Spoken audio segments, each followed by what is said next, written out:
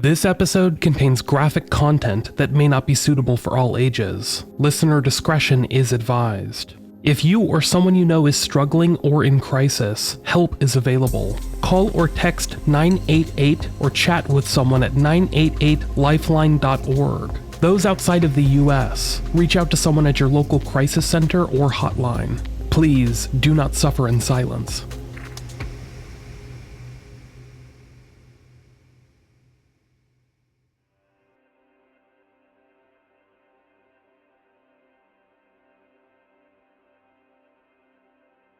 Jack Froese was born on December 15, 1978, in Scranton, Pennsylvania, to his parents, Jack and Patty Froese.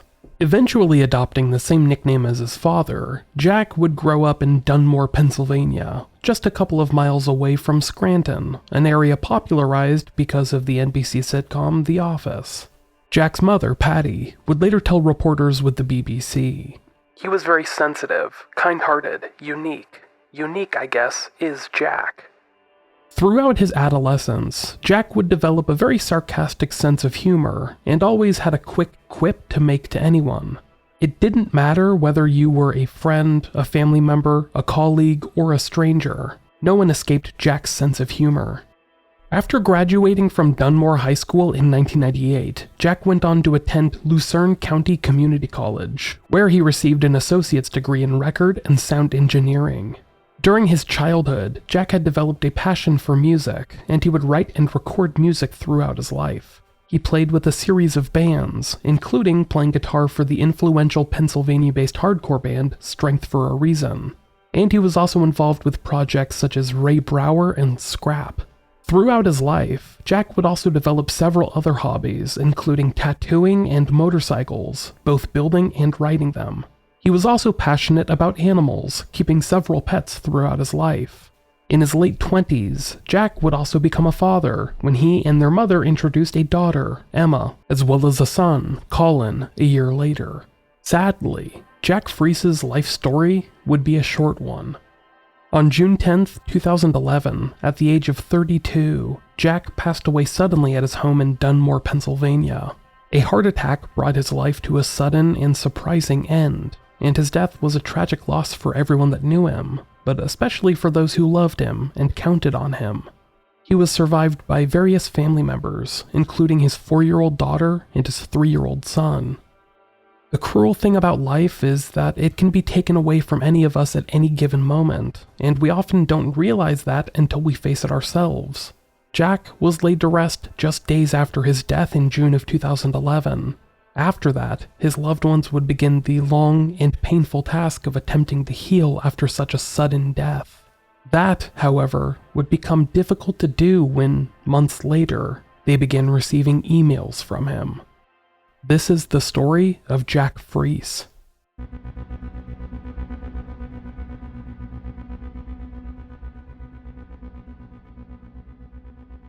Tim Hart was a longtime friend of Jack's, having known him for nearly 2 decades at the time of the latter's death in 2011.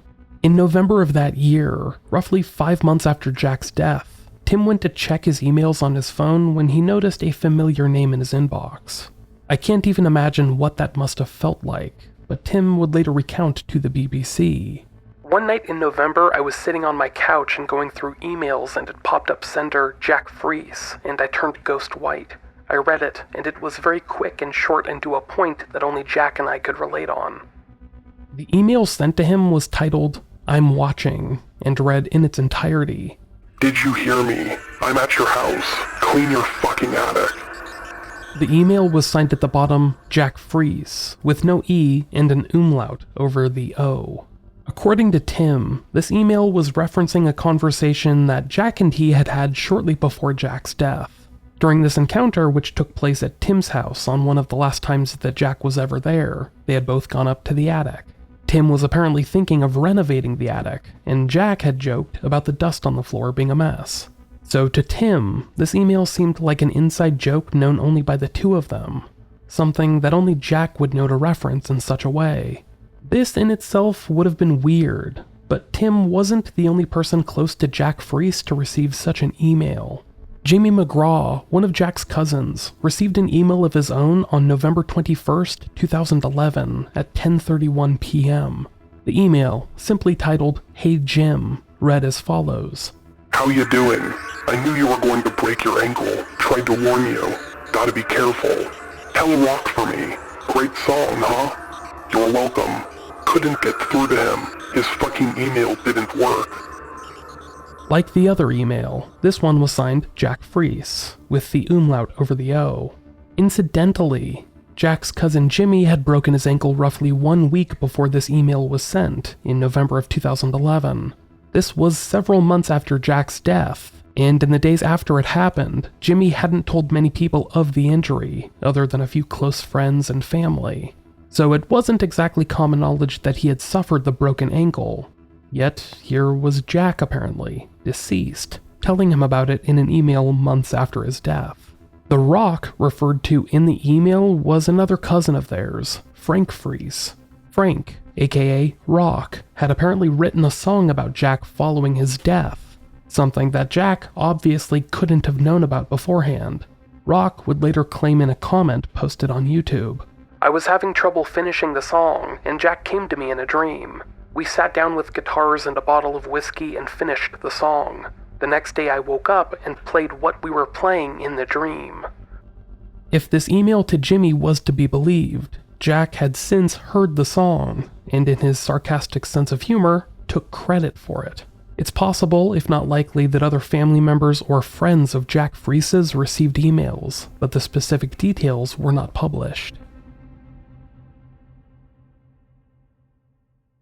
Obviously, the most plausible theory is that Jack Froese's email had been hacked. That someone logged into his email address using his username and password and simply sent the emails themselves. Based on the knowledge from this story, this likely would have had to have been someone close to Jack, who would have known about the prior conversations that had taken place with his friends and cousin, and presumably others, and would have known what to write to properly creep them out. Two-factor authentication was not really a thing back in 2011 when the story unfolded, so simply logging into the email would have sufficed. After that, the hacker could have gained access to Jack's email and used it for whatever purpose they wanted. Hell, for all we know, Jack's email could have still been open on an older device that he'd had, and maybe this person with access to the device or the account just sent the emails, no hacking involved. However, Jack's friends and family claimed that no one knew his passwords, not for his email, nor for his various other accounts. There were no other signs of his email or his accounts being compromised, and since he was already deceased, there was no credit info to steal, anything like that. And the idea of someone just logging in and sending these emails and then disappearing again seemed to be odd. There were no follow-up emails, and replies sent to the original phantom emails went unreturned. If someone did have access to Jack's email account, they did not use it for any other known purpose. Many online point to the irregularity in the email signature, with the emails sent to Jack's friend and cousin containing the signature Jack Froese, written with an umlaut over the O instead of the way that Jack's name was legally spelled out. However, Froese is itself a German surname, and it wouldn't surprise me to hear that Jack would use the traditional German spelling of the name in his emails. Namely, because I'd probably do the same thing if I was of Germanic heritage, merely because umlauts are kinda cool looking. And it was an email signature. Everyone I know used to have weird little quirks in their signatures, like song lyrics or quotes from the movie Fight Club. Personally, I don't think there's any more to it than that. And this isn't some smoking gun that the emails came from someone who didn't know who Jack was, or how to spell his name. To that extent, the fact that the emails reference personal details about the people who received them indicates to me that if a hack of some sort did take place, it likely involved someone very familiar with Jack, someone with intimate knowledge of his family and friends. In the case of Jack's cousin Jimmy, the email referenced an injury that he had suffered just days before the email was sent, months after Jack's death. This means that Jack couldn't have scheduled it to send before his death, using a service like Dead Man Switch, which advertised its service on its website as such. The emails are sent at certain intervals. By default, the Switch will email you 30, 45, and 52 days after you last showed signs of life. If you don't respond to any of the emails, all your messages will be sent 60 days after your last check-in. The fact that these emails were sent out more than 5 months after Jack's death, and included recent information that Jack wouldn't have been aware of at the time of his death, indicates to me that they were not scheduled emails in any way. Still though, the belief that someone close to Jack might have hacked into his email address and sent those emails during a weird bout of grief wasn't lost on those that had known Jack during his life. As stated by friend Tim Hart, who received an email to the BBC. We looked into it a little bit, just a little bit, because we spoke to his mother, and she told us, think what you want about it or just accept it as a gift, which I did. If somebody's messing around, I don't care because I can take it whatever way I want. Now, we're going to pause for just a moment to hear a word from today's sponsors.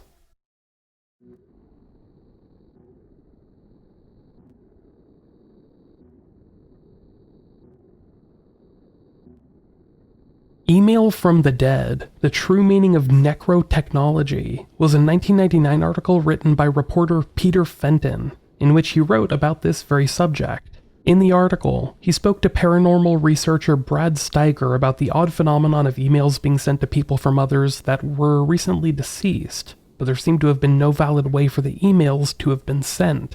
In one of the stories detailed in this article, a grad student received an email from a recently deceased professor, encouraging them to finish a project that they had already worked so hard on.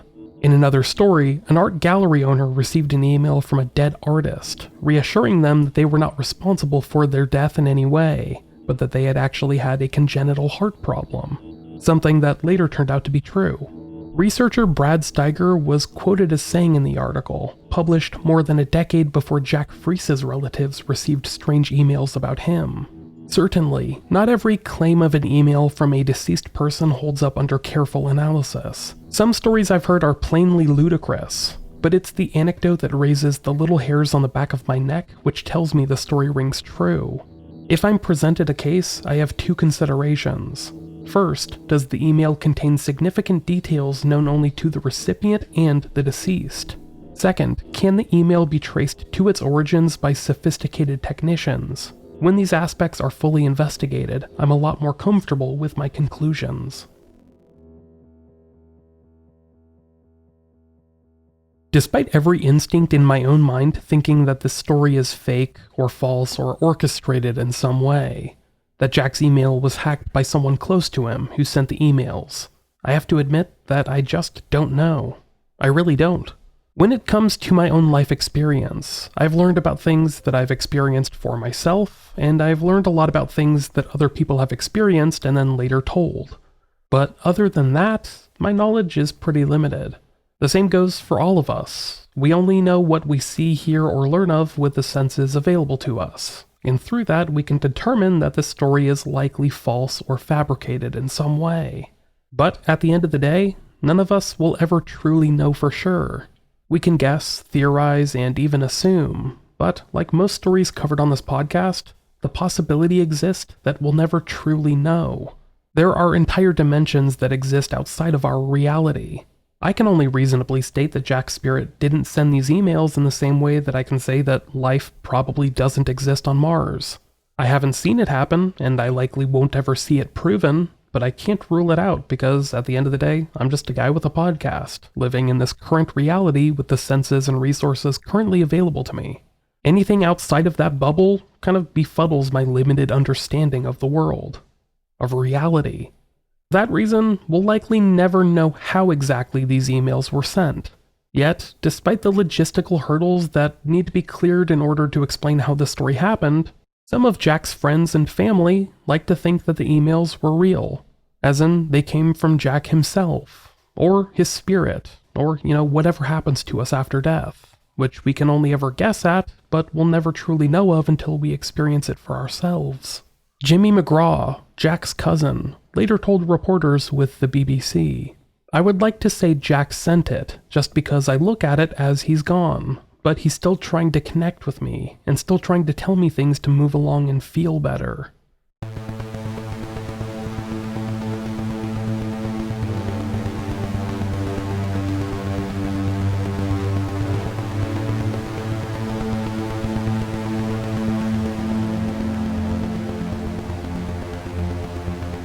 In the days, weeks, and months that followed these strange emails, some of the people that received them sent replies of their own. The responses were sent back to Jack, whose email address had been used to send the other personalized emails mailed out months after his death. Yet, none received a response, and no additional emails from Jack Froese would be sent out afterward. Whatever seems to have preempted the sending of those original emails began and ended that November over 12 years ago. If someone hacked into Jack's email to send the messages, they did not do it again, and there was no other proof that they had used his email than for this single, strange purpose. Jack's friends and family also haven't really spoken about this story since the original telling of it aired on the BBC back in 2012, so it's not like someone in his life has gone on to try and profit off of this alleged supernatural communication. It's very possible that this was merely someone carrying out a prank of some kind, or perhaps struggling through some type of grief months after Jack's death. But, like I said, there's no way for any of us to know exactly what was going on through their minds at the time unless they came forward. And even then, likely, skeptics would insist that there had to be some other explanation. Still, I can imagine that for the loved ones of Jack Froese, it must have been nice to think that his presence was still out there, watching over them and observing their lives. The emails might have just been a nice way to remind them that no matter what happens, their relationship with Jack had shaped their lives, for better or worse, and the impact that he'd had on them was still being felt. Jack's mother, Patty Froese, admitted as much to the BBC. The emails that people have received, I thought they were fantastic. They were great. I saw, they made people happy, upset some people. But to me, that's keeping people talking about him. Over a decade later, we're still talking about him. And until we stop doing so, the story of Jack Froese will remain alive and unresolved.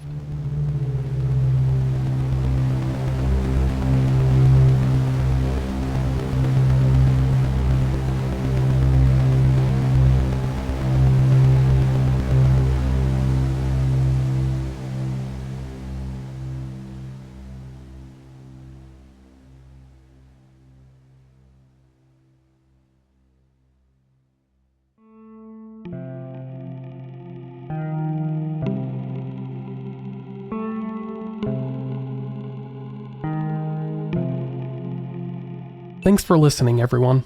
I know that this episode was a bit of a departure from our usual subject matter, but I really wanted to do something different to start off the new year.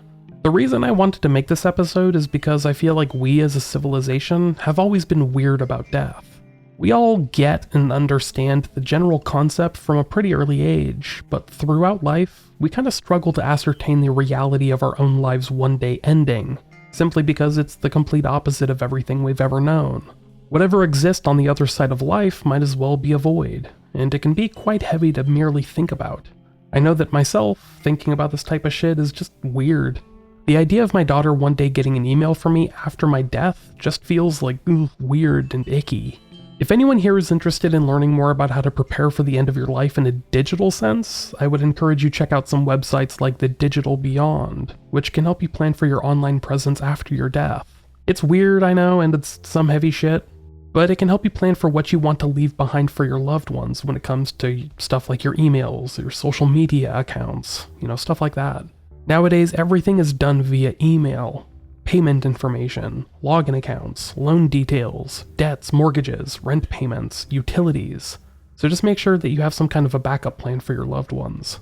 The last thing you want them to have to worry about in the case of something going very wrong is trying to crack into your foolproof email account to make sure that the utilities get paid, stuff like that. Like I said, I know that this is weird to think about for anyone, but it's a nice peace of mind should the worst case scenario happen to any of us. Anyways, sorry, talking about this stuff is weird and makes me feel icky inside, but it's always better to be safe than sorry. If any of you are interested in learning more about this stuff, make sure to check out The Digital Beyond or some other websites like Lexikin, Dead Man's Switch, or My Wonderful Life. I know there's others, but those are the ones that come to mind for me. This episode was researched, written, hosted, and produced by myself, Micheal Whelan. The music throughout the episode was also composed by me, except where noted in the show notes.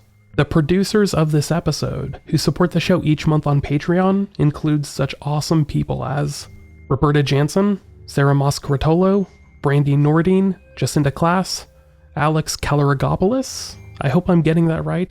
Please tell me if I'm not. Scott Meesey, Ben Crocum, Patrick Loxo, another one that I'm pretty sure I've been getting wrong for years. Marion Welsh, Lauren Nicole, Sally Ranford, Riddis Baugh, James Weiss, Stephen Diaz, Derek Smith, and Heather Fiddler. Thank you all for your support, and for your patience as I try and pronounce your names.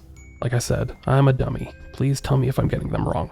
I would also like to take a moment to thank the rest of the patrons who support this show each month on Patreon.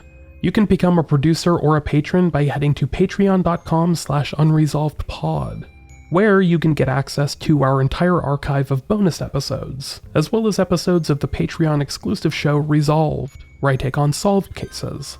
Fans of that show, stay tuned. I've got some heavy hitters coming your way very soon. For everyone else, thanks for listening. I know this was a bit of a shorter episode, but we have a lot more coming starting next week. In my quest to get episodes out every week this year, we may have some shorter episodes like this from time to time, but it'll allow me to cover a wide variety of stories and get them out with regularity. But anyhow, that's a little inside baseball. For now, I hope you all stay safe, stay healthy, and have all had a very happy 2024 thus far. Until next time, I'll talk to you all later.